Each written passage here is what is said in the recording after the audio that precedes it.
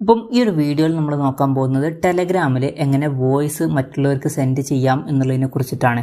അതിന് വേണ്ടിയിട്ട് ചെയ്യേണ്ട കാര്യം എന്താ വെച്ചാൽ ടെലഗ്രാം ആപ്ലിക്കേഷൻ ഓപ്പൺ ചെയ്യുക. എന്നിട്ട് ഏത് ചാറ്റിലോട്ടാണോ നിങ്ങൾക്ക് വോയിസ് സെൻഡ് ചെയ്യേണ്ടത് ആ ഒരു ചാറ്റ് സെലക്ട് ചെയ്യുക.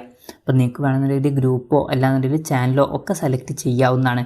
എന്തായാലും ഞാൻ എക്സാമ്പിളിന് ഒരു കോൺടാക്റ്റാണ് സെലക്ട് ചെയ്തിരിക്കുന്നത്. അത് സെലക്ട് ചെയ്തതിന് ശേഷം ഇവിടെ താഴെ നമുക്ക് ഒരു മൈക്കിൻ്റെ ബട്ടണും കാര്യങ്ങളൊക്കെ കാണാൻ പറ്റും. ജസ്റ്റ് അതിൽ ക്ലിക്ക് ചെയ്യുക. അതിൽ ക്ലിക്ക് ചെയ്ത് പിടിക്കുകയാണെന്നുണ്ടെങ്കിൽ ഫസ്റ്റായിട്ട് നമ്മൾ യൂസ് ചെയ്യുമ്പോൾ നമ്മളോട് പെർമിഷൻസും കാര്യങ്ങളൊക്കെ ചോദിക്കുന്നുണ്ട്. അതിൽ ഓക്കെ എന്നുള്ളത് ക്ലിക്ക് ചെയ്യുക. അതിനുശേഷം ഈ ഒരു മൈക്ക് പോലത്തെ ബട്ടണിൽ ഞെക്കി പിടിക്കുകയാണെന്നുണ്ടെങ്കിൽ റെക്കോർഡിങ്ങും കാര്യങ്ങളൊക്കെ സ്റ്റാർട്ട് ആവുന്നതായിരിക്കും. അപ്പോൾ നമുക്ക് എന്തൊക്കെയാണോ പറയാനുള്ളത് ആ കാര്യങ്ങളൊക്കെ പറയുക. പിന്നെ നിങ്ങൾക്കിത് കുറേ നേരം പറയാനുണ്ടെന്നുണ്ടെങ്കിൽ ഇങ്ങനെ ഞെക്കി പിടിക്കുന്നത് അത്ര ഒരു സുഖം ഉണ്ടാവില്ല. അങ്ങനെ കുറേ നേരം പറയാനുണ്ടെന്നുണ്ടെങ്കിൽ ഇവിടെ മുകളിൽ ഒരു ലോക്ക് ബട്ടൺ കാണാൻ പറ്റും. ഈ ഒരു ഞെക്കി പിടിക്കുന്ന സാധനം മുകളിലോട്ട് ആ ഒരു ലോക്ക് ബട്ടണിലോട്ട് ഒന്ന് സ്വൈപ്പ് ചെയ്ത് വെക്കുക. അങ്ങനെയാണെന്നുണ്ടെങ്കിൽ നമുക്ക് പിന്നെ ഞെക്കി പിടിക്കേണ്ട ആവശ്യമില്ല. നമുക്ക് റെക്കോർഡിങ് കഴിഞ്ഞാൽ ഈ ഒരു ബട്ടണിൽ ക്ലിക്ക് ചെയ്താൽ അത് സെൻഡ് ആവുന്നതായിരിക്കും. ഇനി ഇത് ക്യാൻസൽ ചെയ്യണമെന്നുണ്ടെങ്കിൽ ഇവിടെ ക്യാൻസൽ എന്നുള്ള ബട്ടൺ ഉണ്ട്. അതിൽ ക്ലിക്ക് ചെയ്യുകയാണെന്നുണ്ടെങ്കിൽ ഈ ഒരു ഓഡിയോ റെക്കോർഡ് ചെയ്യുന്നത് ക്യാൻസൽ ആവുന്നതായിരിക്കും.